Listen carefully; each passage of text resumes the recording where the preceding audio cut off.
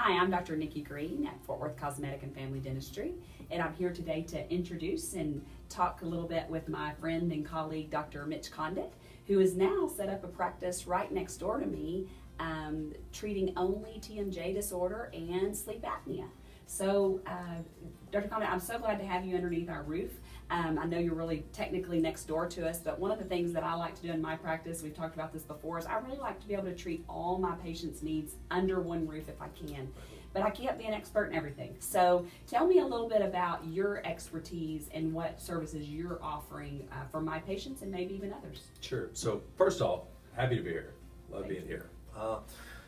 And what I have done now is my practice is now limited to sleep and TMJ disorders, which is pretty big in dentistry. And, actually we as dentists didn't really know a lot about that. So it's nice to be here in a big practice so that we can have a lot of patients that we can deal with.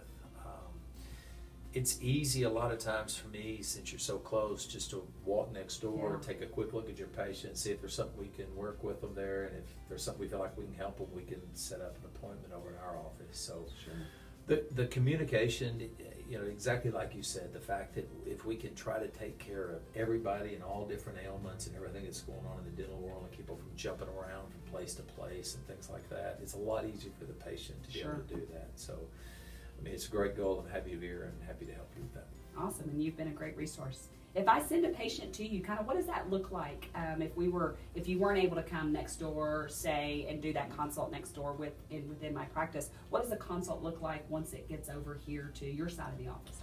Right. It really kind of depends if it's sleep apnea or a sleep disorder deal or a TMJ issue.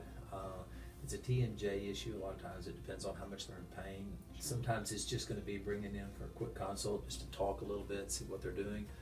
Other times it's to go ahead and bring them in for a full exam. We have an idea what's going on and we need to do an exam.